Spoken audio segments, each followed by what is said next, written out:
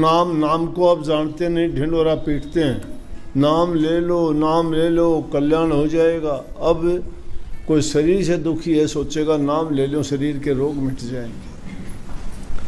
कोई मन से दुखी है, सोचेगा नाम ले लूँ मेरे मन के रोग मिट जाएंगे। कोई सोचता है नौकरी नहीं मिलती, नाम ले लूँ नौकरी मिल जाएगी। बहुत लोग जो गलत रास्ते पे हैं, जो जीवन से हार मान चुके हैं, अच्छी संगत में बैठते हैं, विचार जिनके अच्छे हो जाते हैं, समय पर काम करते हैं, बुराइयां छोड़ देते हैं, तो निश्चित रूप से वो जो लोग काम करेंगे उनके काम में सफलता मिलती जाती है। और दूसरे लोग देखते हैं कि ओह ये गुरु के पास गया, ये सत्संग में गया, देखो इसकी शादी होगी, इसको संतान होगी, ये बड़ा अफसर भी लग गया, ये शरीर से भी ठीक हैं, इनके घर में भी खुशी आनंद है। संसारी पदार्थ मिलने से इंसान को खुशी होती है और संसारी लोग उनको देख के इन बातों को बड़ा मानते हैं। तो ये चीज़ें तो मिल जाएंगी, वैसे भी मिल जाएंगी, ये तो मिलती हैं। जब बुराई का रास्ता छोड़ दोगे, टाइम पर काम करोगे, टाइम पर सोओगे, टाइम पर उठोगे, पूरी तुम्हारी लगन होगी, मेहनत होगी, किसी भी चीज़ में रुचि होगी। क्योंकि अच्छा आदमी जो समय पर सारे काम करता है उसकी कमी नहीं आ सकती। जिस आदमी के विचार गिर जाते हैं, दुर्बल हो जाता है या वो सोच लेता है, जीवन को भार मान लेते हैं लोग। तो कुछ लोग तो सोचते हैं कि गुरु के पास जाऊं मैं, ये चीज़ें मुझे मिल जाएंगी। तो ये तो दुनियादारी की चीज़ है। जब अच्छे रास्ते पे चलोगे, अच्छा काम करोगे, आपको भी मिल जाएंगी, यहाँ बिना आए भी मिल जाएंगी। बुरी आदतें छोड़ के अगर अच्छा समय पर काम करोगे, ये चीज़ें मिलेंगी आपको। बहुत लोगों को मिली हुई हैं और उन लोगों से बात करके देखोगे तो कहेंगे मैं किसी का बुरा करता नहीं, अपनी मेहनत से करता हूँ, मुझे सारी चीज़ अपनी मेहनत से पाई। ठीक बात है, वो उनको पाके भी गर्व करता है कि मैंने अपनी मेहनत से पाई है, क्या है मेरे पास, क्यों जाऊँ मैं भक्ति का, क्या देगी भक्ति। लेकिन उनको ये नहीं पता ये चीज़ें जो तुम्हें मिली हैं ये कोई मायने नहीं रखती, ये दुनिया में सिर्फ मिट्टी के समान है, यहीं छोड़ के जाएगा। जो काम तुझे करना चाहिए, जो चीज़ तुझे हासिल करनी चाहिए वो नहीं हासिल कर पाया, वो क्या है, भक्ति है। तेरा संग भक्ति ने देना और कोई चीज़ काम नहीं आएगी। ये चीज़ें तो इस लोक की हैं, यहाँ जीवन जीते हो, ये पदार्थ अगर मिल गए तो कुछ दिन अच्छे गुजार लोगे, लेकिन जाने के बाद तो वही फिर 84 का फेरा है, फिर उसे पिटी हुई सार की तरह से घूमते फिरोगे। तो कुछ लोग जाते हैं कि नाम ले लो ये हो जाए, नहीं, नाम काफ़ी लोग आके कह भी जी मैंने नाम भी ले लिया फिर भी मुझे तकलीफ़ क्यों होती है, अरे ले लो ये हो जाए, नहीं, नाम काफ़ी लोग आके कह भी जी मैंने नाम भी ले लिया फिर भी मुझे तकलीफ़ क्यों होती है, अरे ये बड़ी चीज़ नहीं है। रोग बीमारी हुई, डॉक्टर तुझे 2 रुपये की गोली देगा, उधर ठीक हो जाए, पीड़ा ठीक होगी, तो गुरु से तो वो अच्छा हो गया। अरे गुरु जो चीज़ देता है उसको नहीं मानते, वो चीज़ क्या दे दी गुरु ने, वो हाथ में रखने की चीज़ नहीं, वो पुड़िया बांध के देने की चीज़ नहीं, वो चीज़ ऐसी गुप्त है, वो गुप्त शक्ति है जो तुम्हारा कल्याण करती है, जो तुम्हारा यहाँ का संदेश वहाँ भेजती है प्रभु के पास। नाम लेते ही तुम्हारा नाम वहाँ अंकित हो जाता है कि हाँ इस जीव ने नाम ले लिया, लेकिन उसको निभाना और उस पर चलना वो बड़ी बात है। देखा देखी किताबों में पढ़ के कोई भी बोल देता है। अब इस वाणी में कितनी कमाल की बात आगे कही है कि सतगुरु आए दिया जग हेला, जागो रे मेरे प्यारे जागो, जागो, जागने का होश में आओ। और जो चीज़ सतगुरु तुम्हें देता है आवाज़ दे के, आवाज़ किस चीज़ की, सत्संग का उपदेश, ज्ञान, तुम्हारे हृदय की आँख खोलने के लिए। वो कहते हैं कि दुनियादारी के जो और परपंच हैं उनको त्याग के तुम गुरु के चरण में लगो, गुरु के पर दृढ़ विश्वास करो, उनकी खोज अगर करना चाहते हो तो अंतर में जाओ, अंतर में जाने का रास्ता है। जो आंखें तुम्हारी बाहर देखती हैं ना, ये देखने का काम बाहर करती हैं, लेकिन अंदर भी देखने का काम करोगे तो यही चक्षु की दृष्टि बाहर से बंद करके अंतर की ओर मोड़ लो। गुरु स्वरूप तेरे घट में बसता, यहाँ नहीं। गुरु का मतलब उस शब्द से है, शब्द से मतलब परमात्म शक्ति से है। गुरु दे रूप में, जो गुरु प्रगट रूप में तुम्हें ज्ञान देता है, वो शब्द गुरु का ज्ञान देता है, वो नूरी गुरु का ज्ञान देता है। नूरी गुरु हम आध्यात्मिक भाषा में प्रभु को ही कहते हैं, उसको शब्द रूप भी कहते हैं, परमात्म रूप कहो उसको गुरु कहो, सदगुरु कहो, शब्द कहो। लोग उसको परमात्मा और ईश्वर, लेकिन दुनियादारी के लोग परमात्मा और ईश्वर तो देवताओं को ही मानते हैं, राम को मानते हैं, कृष्ण को मानते हैं।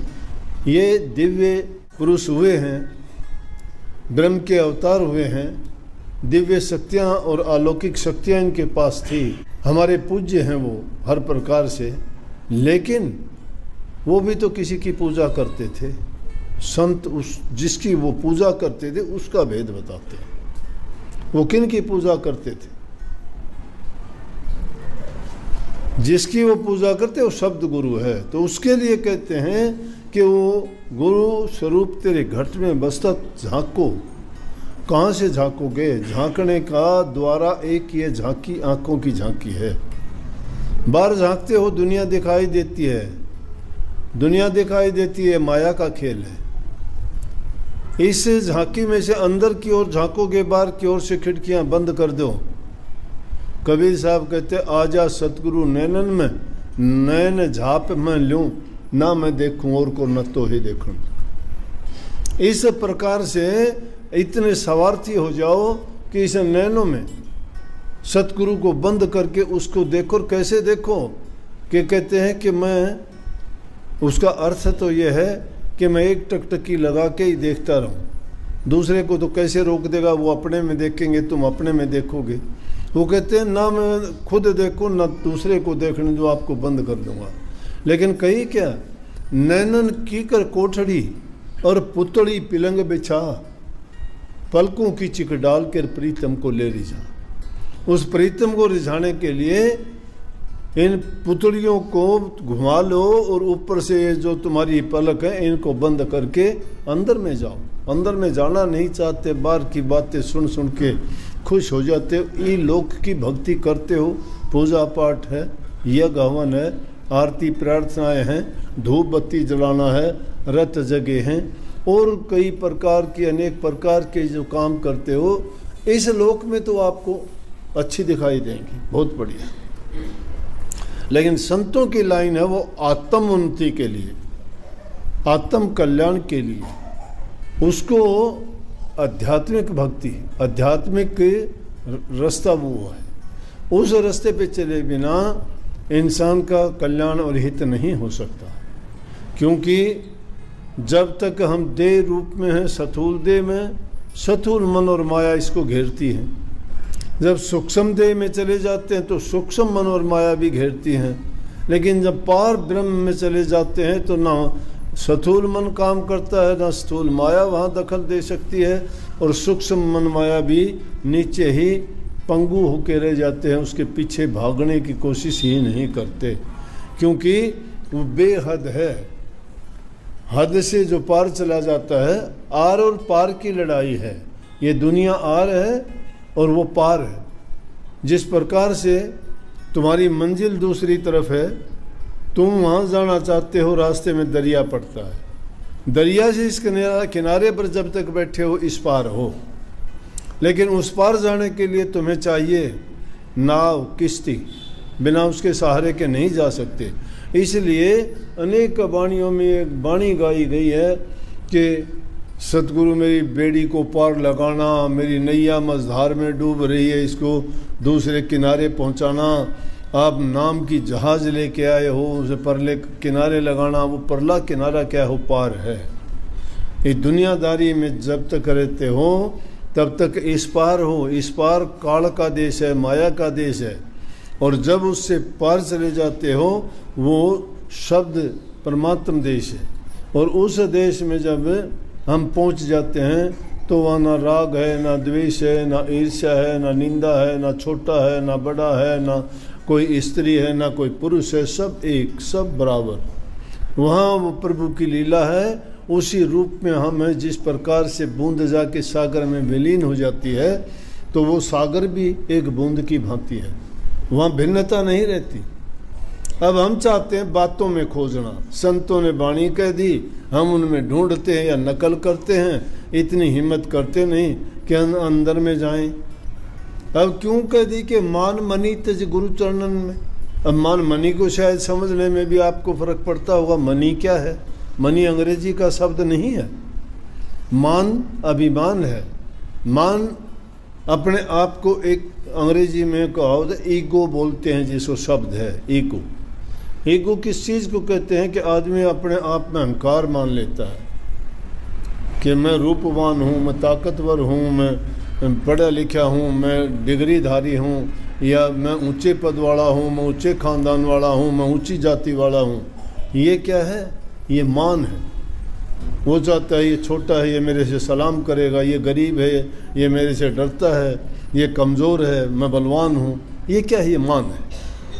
तो कहता है ये मान, देह का मान, मन का मान, दुनियादारी की चीज़ों का मान और मनी। मनी क्या है? धन नहीं। मनी है मन की भावनाएं। मनी, मन में जो कल्पनाएं उठती हैं, जो भी मन काम करता है, वो मनी है। मन से करने वाले काम मनी है। उन सब को गुरु के चरणों में त्याग दो। मान मनी तज, इनको एक तरफ घेर के कहाँ लगो? गुरु के चरण में।